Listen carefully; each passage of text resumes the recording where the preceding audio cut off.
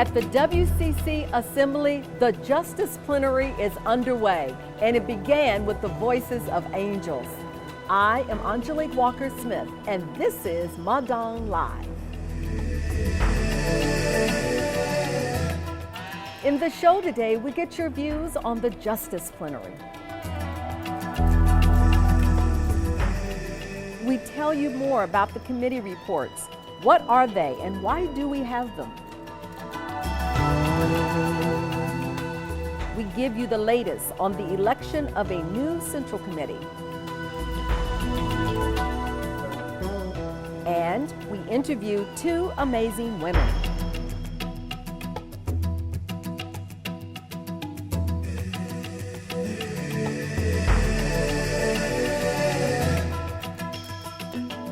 But first, let's look at the news. Today is Justice Plenary Day. This plenary focuses on structural injustice, theological perspectives, and human rights issues. So we as churches should not be seen as people who are very passive. We should be seen as people who are constantly striving for justice and are constantly looking for opportunities to hold them accountable. When you see children singing of peace, I think it behooves us to make sure that justice and peace is lived in their lifetime. The event started with a performance by a children's choir to remind us of present and future generations.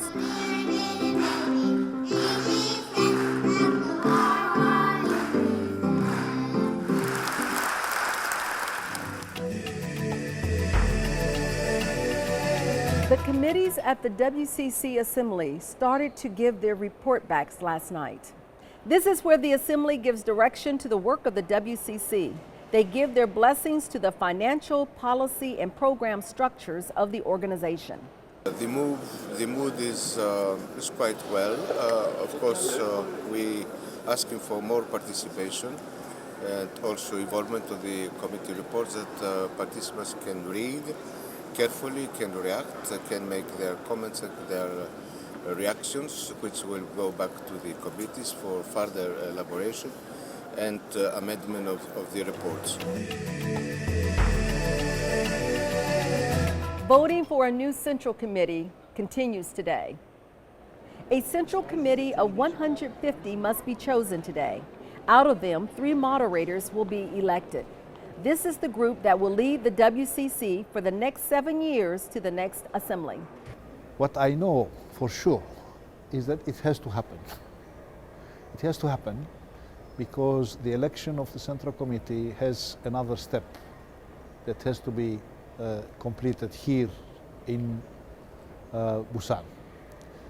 The newly elected Central Committee has to meet to elect its own leadership.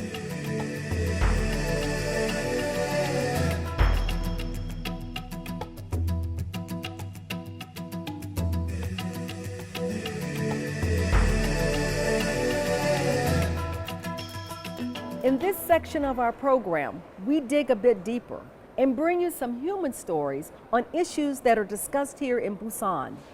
In our first story, Jean Bonheur Gangola brings us a very special story on a Buddhist monastery just outside of Busan.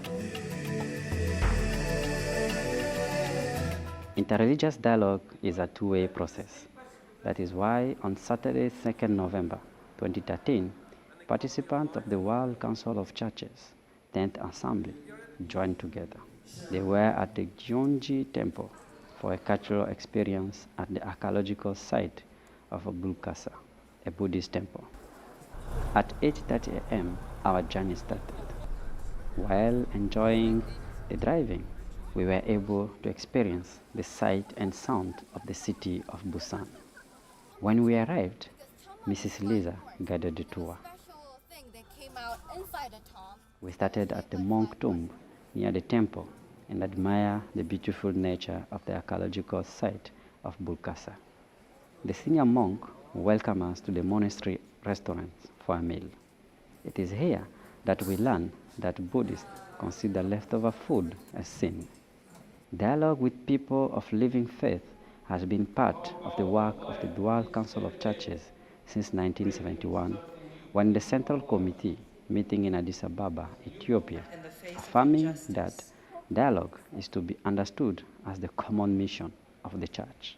It was this spirit that delighted us. The doors of the monastery were opened by the monk welcoming us for a dialogue. Although this religion might be different and there might be some kind of difference, we actually want the same thing, so we should always communicate Buddhism and Christianity. Korea only has three sides of religion. One is Buddhism and one is Christianity. 종교랑 벽이는 없다 실제로. 그러니까 신앙은 다른지 몰라도 종교랑 벽이. So there are only three sides of them. So but sometimes we all gather up together and meet each other and communicate, but there aren't any real some kind of thing that we can all pray together. So because we have a different religion. 이쪽으로 집중돼 있는데 나중에는 이제 이 기운 자체가 It is the first time the monastery hosted people from a different faith, as well as for the first time where women were allowed to enter and sit in a room while senior monks from all over Korea discuss and decide the future of Buddhism in the country.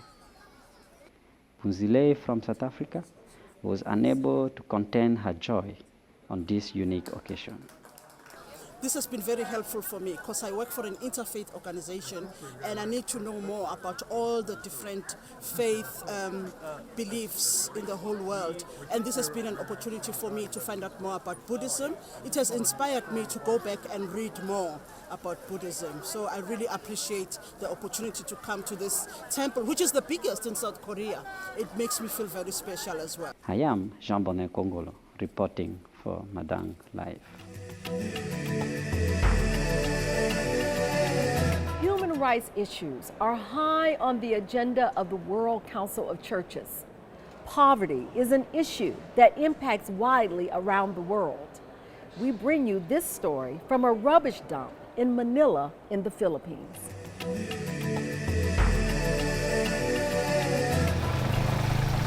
Smoky Mountain, an open trash pit on the outskirts of Manila, has more than 2 million metric tons of waste. It is also home to some 30,000 people. This is the community that we call the Smoky Mountain 2, because originally there was the Smoky Mountain number 1, which was demolished. And Smoky Mountain number 1 was actually the result of the ravages of World War II. So Manila was one of the second most destroyed city in the world. They needed a place to dump, and they found this place, a beautiful fishing village, as a dumping site. So they started dumping it here, and then later it became a mountain. And because of the methane gas, it was just oozing with smoke. So that's why it was called Smoky Mountain. The Smoky Mountain community fear that their homes will be demolished by the government. The area has been earmarked for major development. Many people, of course, the economy didn't develop, and many people were still jobless at that time. So people started to come in and pick up recyclable things here and there. Then from 10 families, it became 40, it became 100. Now we're talking about 1,000, 1,700 families living in this area. The Smoky Mountain community fear that their homes will be demolished by the government. The area has been earmarked for major development. Development is okay, but if it is a development that includes the people, people is part of development. What is development without the people, involved? And so when we talk about development, it has to be participative development, sensitive to the rights and the welfare of the people. Participants at the World Council of Churches Commission on World Mission and Evangelism Conference held in Manila visited the site to see the situation firsthand and to show their solidarity with the local Filipino churches who have taken up the plight of the Smoky Mountain community. To talk about the truth, to side with those who are marginalized, and based on our vocation, on our role as prophets of the modern society, we have to do that job, whatever it may cost, even our own lives. But hopefully it will not come to that. The local churches want to engage government in dialogue about the situation and find a long-term solution that will benefit all the people of Manila.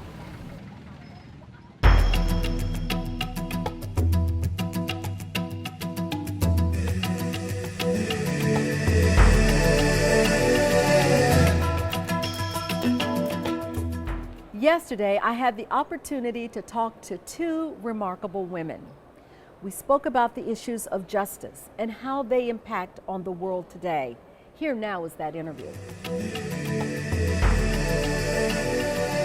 Ladies, welcome. Thank you. We're So great to be here. It's so great to have you, and thank you for saying this, that you would be here today. Thank you. Great. Thank you. So today the theme is unity, and we want to talk about this from a women's perspective. Say a bit about what unity means in terms of the community of men and women when you think about the ecumenical movement, and either one of you can start. Well, I think one of the issues about unity for women is that it has often been depicted as a singular expression. And what we know in the community of women and men is that we need many, many diverse expressions. So if unity means conformity, it's very difficult for us. But if unity means respect and invitation, we're there. Okay. And what about you, Nedazai? For me, with my work in the YWCA, in the 120 countries we're in, there cannot be unity unless we celebrate diversity. Diversities of experience, of perspectives, of thought, but all towards a common mission and a common goal.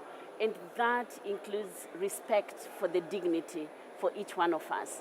And it demands that when you talk of unity, we are able to include the voices of women, the perspectives of young women, the perspectives of people who are able differently, the perspectives of women living with HIV, indigenous women, and also women who may be living in the streets or who are in refugee camps. Because when we talk about unity, we need to dig into the realities within which people express and experience life. And to your point, we have just had elections of 8 new presidents of the World Council of Churches, of which 4 out of the 8 are women. What role do you think they can play in these perspectives that you're offering, either one of you? It's so wonderful to be here and to hear the perspectives of women around the world. Because while we have some significant differences, we also have so many commonalities. Gender-based violence, exclusion, the rules and rhythms of patriarchy that have informed the church at all these levels. And I'm so excited to see what it will mean for the World Council of Churches for the very first time to actually have half of the presidents be female. I believe they have the possibility of making a real difference. And do you agree, or what do you think? I agree. I think we are at the cusp of seeing some real transformation, some possibilities. We hope that one day in our lifetimes we'll have a moderator who is a woman in the World Council of Churches.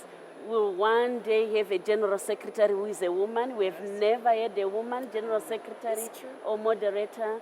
And we hope that we'll also have 50% in the Central Committee itself. And that this will trickle down to our parishes, to our communities, that the equality of men and women in decision making is not anecdotal. It's not celebrating 4 women, but it's celebrating the totality of women being part of decision making. But it also demands that we invest in young women, that we are able to grow the leadership of young women so that at that moment in time, they are ready, able, and available to step into the leadership role. Ladies, you won't believe this. We're at the end of our time already, but quickly, very quickly, what would you like to tell our viewing audience about these subjects that we have been talking about relative to unity? Just very quickly, what point would you like to offer? I would say that we need an image of unity that's based on the Trinity, which is not 1, but 3 together. That the perichoresis, that image of the Trinity, can help us as we plan for the future. And what about you? I desperately need an image of unity that can address justice. As long as we have sexual slavery, as long as we have trafficking, as long as we have women who are being raped, what unity can we talk about unless the body itself is united with its soul? So if we have a fractured body, if we are hurting within, and there is no healing, there's no justice, there is abuse in our lives, in our families and communities, there cannot be unity. Therefore, for me, unity is about justice, it's about healing, and it's about the dignity within. Well, that is it from us today. Tomorrow we will bring you more, and hopefully we can give you a report on the Central Committee that hopefully has been finalized. Keep watching. I'm Angelique Walker-Smith with Madang Live.